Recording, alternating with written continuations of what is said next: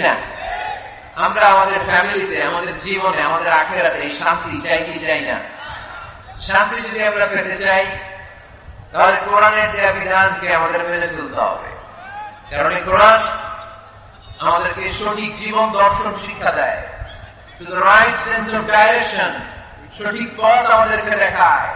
কোরআন আমাদেরকে হেদায়েত দেয়। কোরআন ছাড়া কোন কিতাব আমাদেরকে হেদায়েত দিতে পারে? আপনি যদি গীতা পাঠ করেন হেদায়েত পাবেন? রামায়ণ পড়লে, মহাভারত, বাইবেল পড়লে পাবেন না। একটা কিতাব শুধু হেদায়েত দেয়। আওয়াজ করে বলেন কিতাবটার নাম। এই কিতাব আমাদের জন্য একটা ভার্ডিক্ট জারি করেছে। এই কিতাব বলেছে তুমি যদি নিজেকে বিশ্বাসী বলে দাবি করো তাহলে সব সময় তোমাকে হালাল উপার্জন করতে হবে, হালাল অবলম্বন করতে হবে। হারামের সাথে মুমিনের কোনো সম্পর্ক নাই। আজকে আমরা হালাল এবং হারাম এই দুটি বিষয়ে কিছু কথা এই প্রোগ্রামে রাখবার চেষ্টা করব, শুনবার চেষ্টা করব আমলের নিয়তে, ইখলাসের সাথে। আওয়াজ করে পড়েন ইনশাআল্লাহ। তাহলে আপনি যদি বিশ্বাসী বলে নিজেকে দাবি করেন আপনাকে হালাল খেতে হবে, হারাম খাওয়া যাবে? কথা বলেন। আমি প্রশ্ন করবো, আপনারা উত্তর দেন তো। সুদ খাওয়া হালাল না হারাম?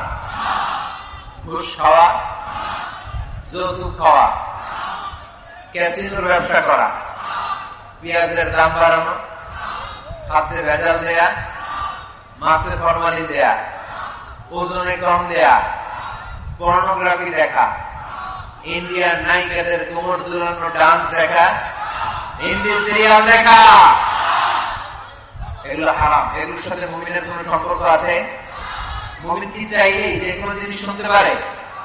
মুমিন চাইলেই তার দু চোখ দিয়ে যে কোনো জিনিস দেখতে পারে? মুমিন কান দিয়ে তাই শুনে যা শুনলে সওয়াব আছে না নাই? মুমিন তার চোখ দিয়ে তাই দেখে যা দেখলে সওয়াব আছে না নাই? যেন কানে শুনি সদা তোমার কালাম, এ খোদা চোখে যেন দেখি শুধু কোরআনের আয়াত, শোনো আমার মুনাজাত। পড়েন, শোনো শোনো ইয়া ইলাহি আমার মুনাজাত, শোনো আমার মুনাজাত। পড়েন আমিন। আর জোরে পড়তে হবে আমিন। তাহলে ডান দিকে হালালের রাস্তা, বাম দিকে হারামের রাস্তা। ডান দিকে গেলে জান্নাত পাওয়া যায়, বাম দিকে গেলে জাহান্নাম পাওয়া যায়। নাও দ্য ডিসিশন ইজ ইয়োর্স।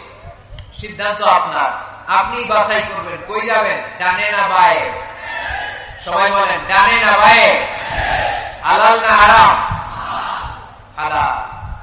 কিন্তু আমরা হালালও খাই, সাথে সাথে হারামও খাই। এজন্য আমাদের জীবনে বরকত নাই। খেয়াল রাখবেন, হালালে বরকত, হারামে কোনো বরকত নাই। হারাম দেখতে চাকচিক্যময়, হারামটা দেখতে ধোঁকা, এটা মরিচিকা, এটা ফুলে ফেপে বড় হয়ে ওঠা বিশাল জিনিস, কিন্তু আসলে ভিতরে কিছু নাই, ঠিক কিনা? কিন্তু হালাল এটা দেখতে ছোট হলেও এর মধ্যে বরকত দেয় কে? উপার্জন অল্প হলেও এর মধ্যে বারাকা ঢুকিয়ে দিয়েছে কে? রিকশাওয়ালার বেতন ধরেন 4000 টাকা, মাসে 4000 টাকা বেতন, তারপরেও সে বাড়ি ভাড়া দিয়ে, বাজার সদাই করে, চিকিৎসার খরচ ব্যয় করে, ছেলে মেয়েদেরকে মাদ্রাসা স্কুলে পড়িয়ে মাস শেষে আরো 300-400 টাকা তার পকেটে থেকে যায়। আলহামদুলিল্লাহ বলেন না? মাসের বেতন কয় হাজার? সবাই বলেন না কয় হাজার? 4000। আর বিশাল ব্যবসায়ী হারাম খায়, মাসে তার ইনকাম 5 লক্ষ টাকা। কয় লক্ষ? 5 লাখ টাকা ইনকাম। কিন্তু এক হসপিটালের বিল পরিশোধ করতে যে তার চলে যায় 3 লাখ। এরকম আছে না নাই? ওয়াইফের ক্যান্সার, নিজের ডায়াবেটিস, আলসার, কিছু খেতে পারে না। ডক্টরের বিল, ডক্টরের ভিজিট দিতে দিতে হাসপাতালের বিল পরিশোধ করতে করতে চলে যায় তার 3 লাখ। অন্যান্য খরচ শেষে আরো 2-2.5 লাখ। মাস শেষে 50,000 তার ঋণ থেকে যায়। আছে না নাই? তাহলে রিকশাওয়ালার 5,000 পরে মাস শেষে থেকে যায় 300-400। আর এই লোকটা 5 লক্ষ কামাই পরে মাস শেষে কিছু থাকে না, আরো ঋণের বোঝা। আওয়াজ করে বলেন ঠিক কিনা? কারণ রিকশাওয়ালার পয়সা হালাল, আর হালালে বরকত ঢুকাই দিচ্ছে কে? আরো জোরে বলতে হবে, হালালে বরকত দেয় কে? করে উত্তর দেন তো, গরু খাওয়া হালাল না হারাম? কুকুর খাওয়া? কুকুর খান নাকি আপনারা? হারাম, এটা আমরা খাই না। রংপুরের বাজারগুলোতে যে কসাই আছে তারা কি প্রতিদিন কুকুর জবাই করে না গরু? বিয়ের অনুষ্ঠানগুলোতে কি জবাই হয়, কুকুর না গরু? কুরবানিতে কি জবাই হয়? গরু। তাহলে কুকুর আমরা খাই না, কুকুর জবাই হয় না, জবাই হয় গরু, গরু আমরা খাই বেশি। এবার উত্তর দেন তো, গরু বা গাভী বছরে বাচ্চা দেয় কয়টা? কুকুর দেয় কয়টা? হ্যাঁ, 5টা, 6টা, 7টা। ফ্যামিলি প্ল্যানিং নাই তো, জন্ম নিয়ন্ত্রণের ঝামেলা নাই, যেটা আছে তাদের বাচ্চা হচ্ছে। তো দেখেন, গরু বাচ্চা দেয় কম, কুকুর বাচ্চা দিল বেশি। গরু খায় বেশি, কুকুর আবার কেউ খায় না। তারপরেও এই রংপুরের বীরগঞ্জে আওয়াজ করে বলেন তো, গরু বেশি না কুকুর বেশি? কি বেশি? এত খাইলাম, বাচ্চা দিল কম, এরপর গরু বেশি, কারণ গরু খাওয়া হালাল, আর হালালে বরকত দেয় কে? আজকের এই মাহফিলটা তখনই সার্থক হবে যখন আমরা এই সিদ্ধান্তে আসতে পারবো যে আমরা আমাদের জীবনে কখনো হারাম খাবো না। যুবক ছেলেরা, হারাম খাবা, যৌতুক খাবা। যারা বিয়ে করো নাই তারা বিয়েতে যৌতুক নিবা কে? হাত করো। ওই যে একটা কত সাহস দেখছেন? যৌতুক খাওয়া যাবে? এখন গলার সাউন্ড কমে গেছে, আরো জোরে খাওয়া যাবে? যাবে, এটা হারাম, হারাম। যৌতুক খাওয়া, কুকুরের পেশাব খাওয়া যত খারাপ, যৌতুক খাওয়া তার চাইতে বেশি খারাপ, ঠিক কিনা? কারণ কুকুরের পেশাব খেলে শুধু হারাম খাওয়ার গুনাহ হয়, তাই না? আর যৌতুক খেলে 2 গুণা, হারাম খাওয়ার গুনাহ আর শ্বশুর বাড়ির উপর জুলুম করার গুনাহ। আওয়াজ করে বলে ঠিক কিনা? টাকা দিতে হবে, বাস বাস বাস। এই জন্য মুমিনের সাথে হারামের কোন সম্পর্ক নাই। আমরা আমাদের জীবনটাকে হালাল দিয়ে সাজাতে চাই। রাজি আছেন তো? সবাই রাজি? যারা এখনো বিয়ে করে নাই হাত তোলো, আওয়াজ করে প্যান্ডেল কাঁপিয়ে আল্লাহর একটা ডাক দাও, বলো আল্লাহ। আরো জোরে, হে আল্লাহ। হাত তুলে ওয়াদা করলাম আমার বিয়েতে 1 টাকাও যৌতুক খাবো না, তুমি তৌফিক দাও, আমিন। আরো জোরে আমিন। মাশাআল্লাহ। পীরগঞ্জে আর যৌতুক খুঁজে পাওয়া যাবে না। মেয়ের বাবাদেরকে বলি, যৌতুক চাইলেই ধরবে না, যে আধার ইন্দ্রের মামলে তুমি কিন্তু হাত তুলে ওয়াদা করছো যৌতুক খাবো না। যৌতুকের সাথে আমাদের কোন সম্পর্ক? যৌতুককে আমরা ঝাড়ু পেটা করে সমাজ থেকে বিদায় করতে চাই। আওয়াজ করে বলে ঠিক কিনা? তাহলে মুমিনদের সম্পর্ক শুধু হালালের সাথে, কিসের সাথে?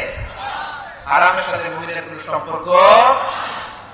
এজন্য রব্বুল আলামিন বলেন, ইয়া আইয়ুহান নাসু কুলু মিম্মা ফিল আরদি হালালান তাইয়্যিবা ওয়া লা তাত্তাবি'উ খুতুওয়াতিশ শাইতান ইন্নাহু লাকুম আদুউম মুবিন। ও মানুষেরা, শোনো শোনো, খবরদার হারাম খেও না। জমিনে যেটা আমি পবিত্র বানিয়েছি, যেটাকে আমি হালাল বানিয়েছি, ওইটা খাও। হালালে বরকত দিয়েছে কে? আর খবরদার শয়তানের পদাঙ্ক অনুসরণ করো না, শয়তান তোমাদের প্রকাশ্য দুশমন, ঠিক না?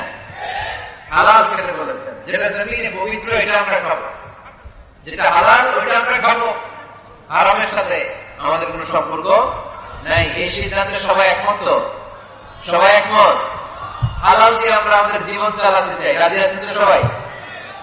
তাহলে আসুন হালাল এবং হারামের ব্যাপারে আমরা বিস্তারিত জেনে নিই, যে আমাদের জীবনে কোনটাকে আল্লাহ তাআলা হালাল করেছেন, কোনটাকে হারাম করেছেন, কিভাবে আমি হালাল দিয়ে আমার জীবনকে সাজাবো, কেমন করে হালাল দিয়ে জীবনকে গুছাবো, আর কেমন করে হারাম থেকে আমি বেঁচে থাকবো। এই মূলনীতি, এই প্রিন্সিপালস আমাদের জানা দরকার আছে না নাই?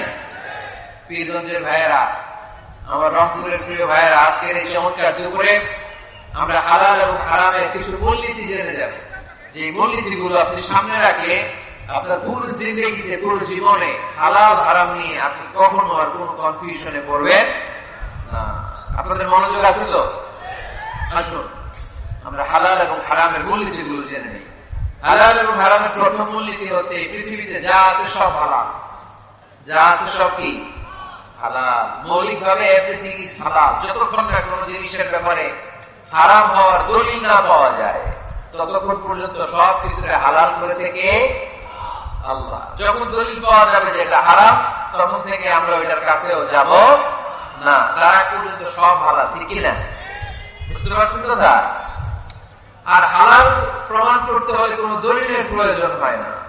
আমি যদি বলি এটা হালাল, কেউ যদি বলে এটা যে হালাল, দলিল কি? দলিল দেওয়া লাগবে না।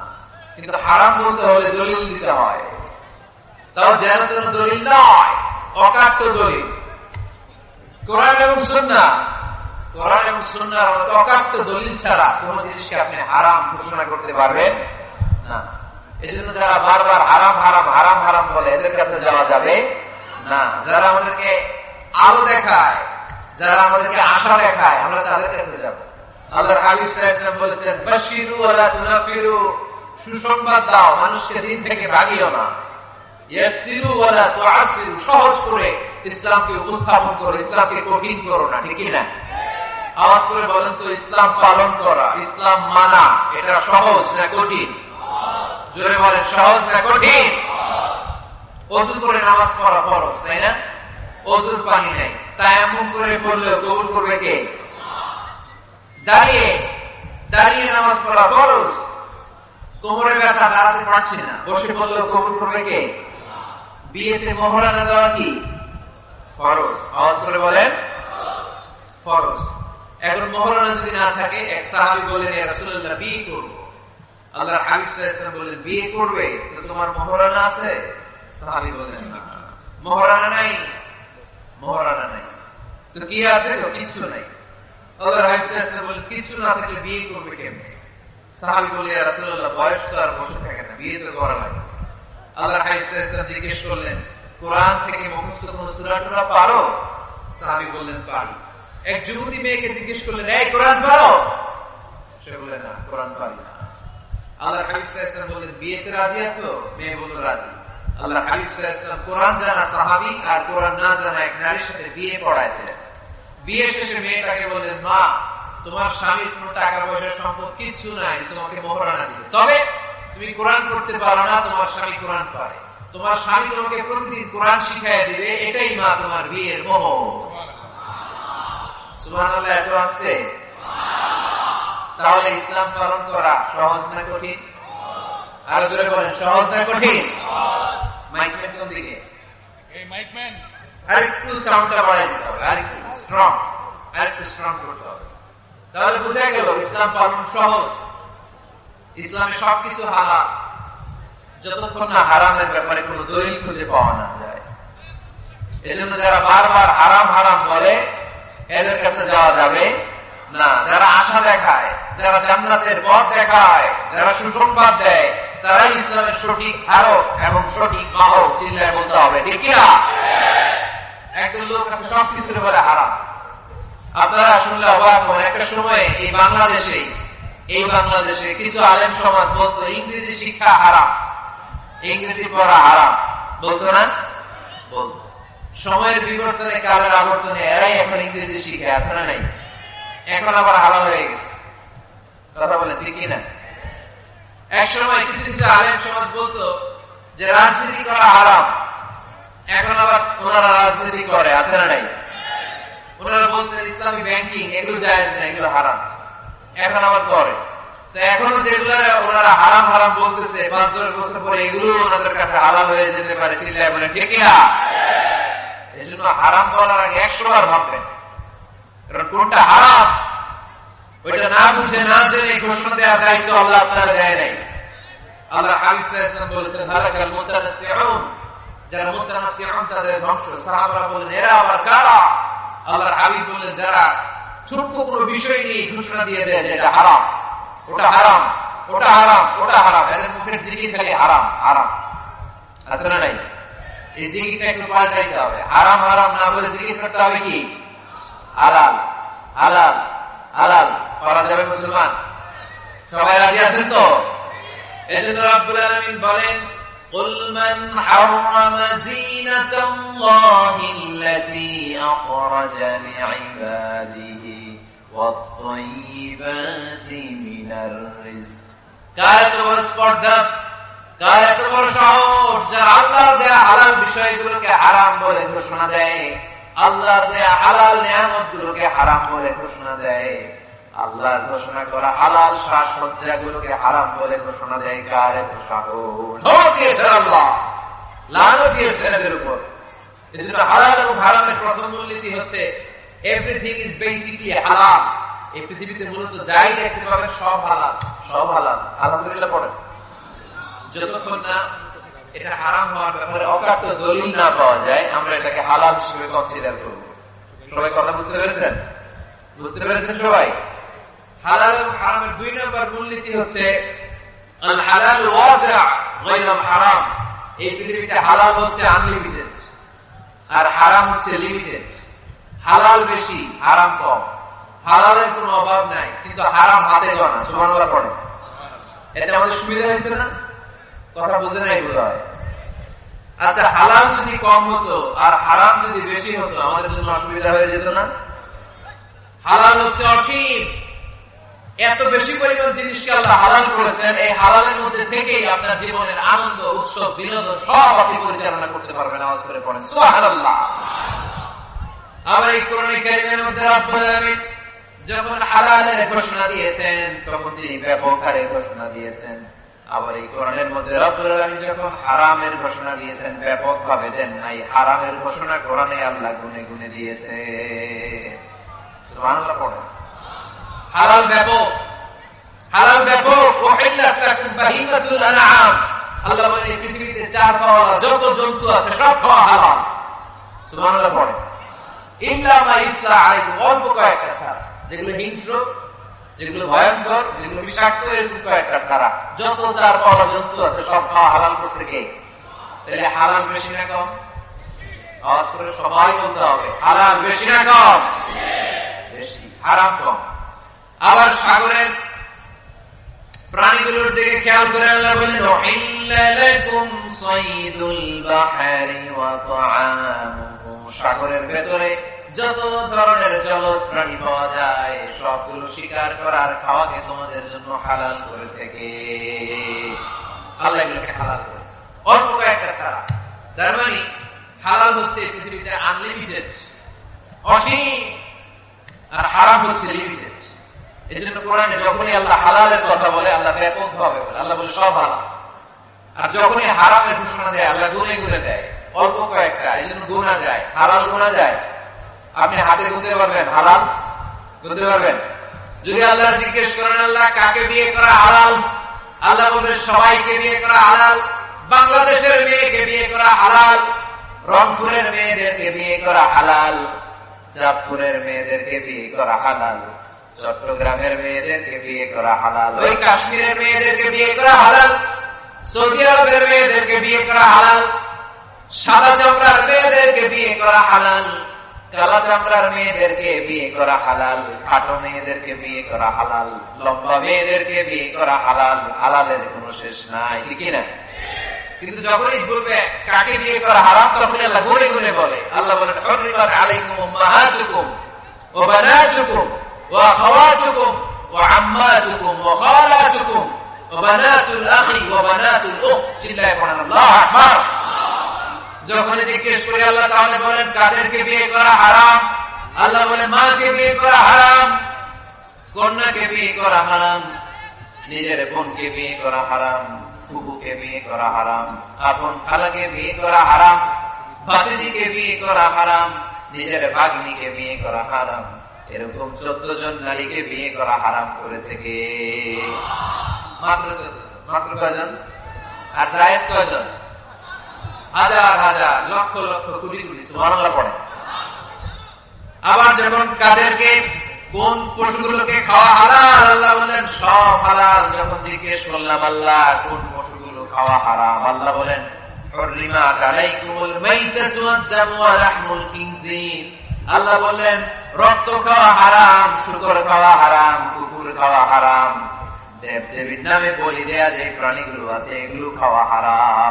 ঠিক কিনা? তার মানে হালাল গোনা যায় কিন্তু হারাম গোনা যায়। হালাল অনেক, হারাম সীমিত। তার মানে আল্লাহ তাআলা হালালকে অসীম করে আর হারামকে সসীম করে আমাদের জন্য সুবিধা করে দিয়েছেন। চিল্লায় পড়তে হবে আল্লাহু আকবার। হালাল এবং হারামের 3 নম্বর মূলনীতি হচ্ছে ইসলাম কোন জিনিসকে হারাম ঘোষণা দিয়ে চুপ করে বসে থাকে না, সাথে সাথে কোনটা হালাল ওই রাস্তা দেখিয়েছে। সুবহানাল্লাহ পড়েন। যেমন সুদ খাওয়া, আওয়াজ করে বলেন হালাল না হারাম?